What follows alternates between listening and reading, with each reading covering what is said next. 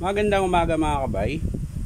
So meron po akong estimate dito, Palliser DeWalt, ayan. Bali 39101. Ayan. Bali ang model niya mga kabay, ayan po.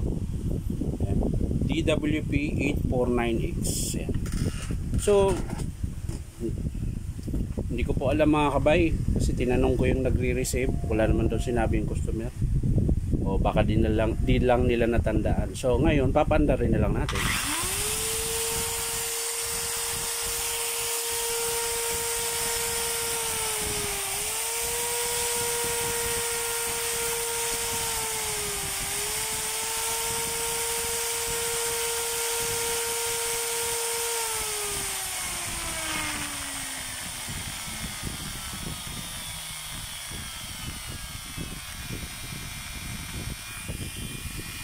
So yun mga kabay, gumagana naman. Nga lang minsan para siyang pahinto-hinto. O baka dahil sa alikabok lang siguro. O dito sa variable speed niya. So bubuksan na lang natin mga kabay. Baka linis lang to. So tara mga kabay, samahan niyo po ako. So yun mga kabay, binuksan ko po sa loob. Ayan po, maiksi na po yung carbon niya. So minsan isa din yun sa dahilan kung bakit medyo masiklab na yung andar niya. So, titingnan pa rin natin yung loob mga kabay. So, ayan mga kabay, nakita ko na kung anong dahilan. Bali, tostado, hindi naman siya tostado kasi gumagana naman siya. Bali, nangitim lang po yung fuel coil. Ayan o. Ayan.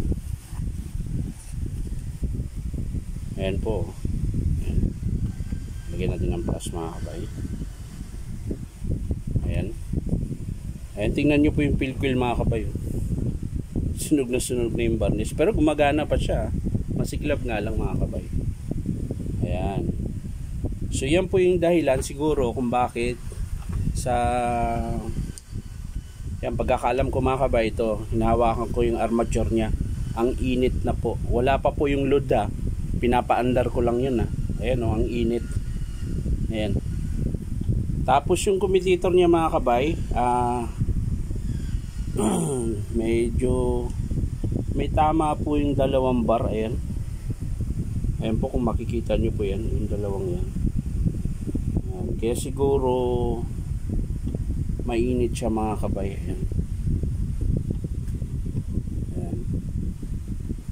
So magpapalit tayo mga kabay dito sa armature tsaka yung fuel coil. Ayan. Yan po yung papalitan natin mga kabay, tsaka carbon brush.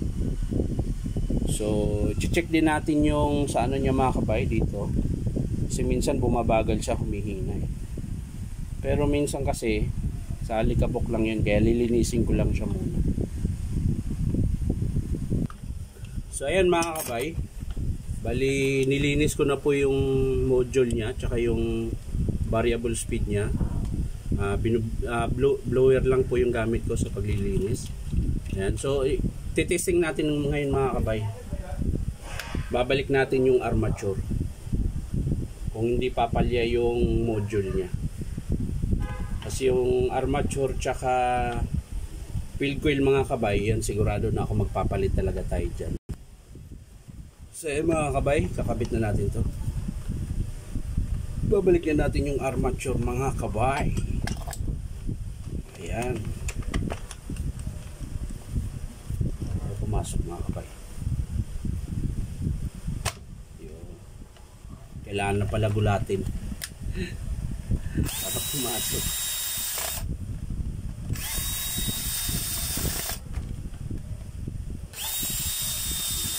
Magandang araw po sa inyo mga kabay. Araw po ng Lunes ngayon. So maraming salamat mga kabay. Ito, nagigising pa rin tayo.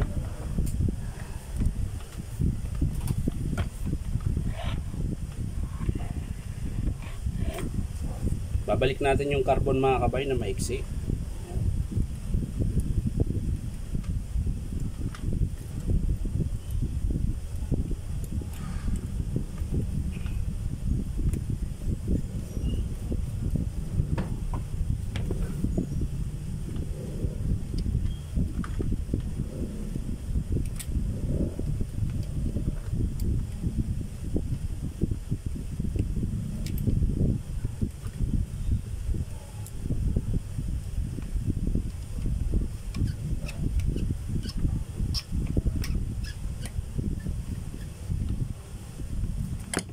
So ayan mga kabay, nakabit ko na.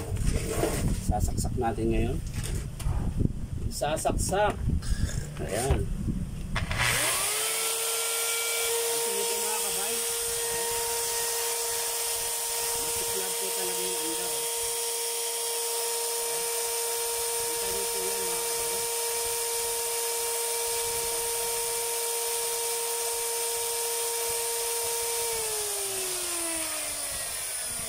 Kita nyo po yung tinuro ko mga kabay.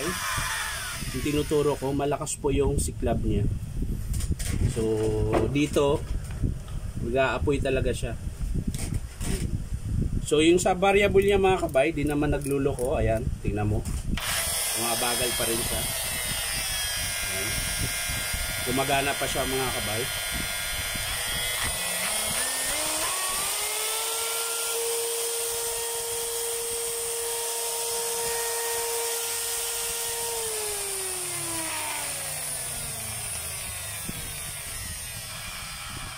So ayan mga kabay, bali ang papalitan lang talaga natin yung field coil tsaka yung armature niya mga kabay, tsaka carbon brush. Yung module niya, yung variable speed, okay pa mga kabay, hindi pa naman naghihinto. Siguro sa dumi lang yan kanina nung una kong testing, huminto siya.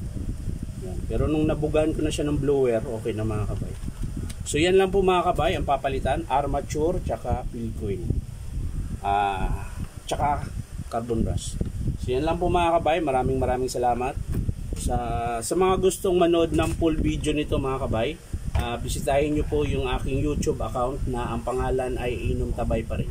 At syempre, paki-subscribe na rin po. Bye bye!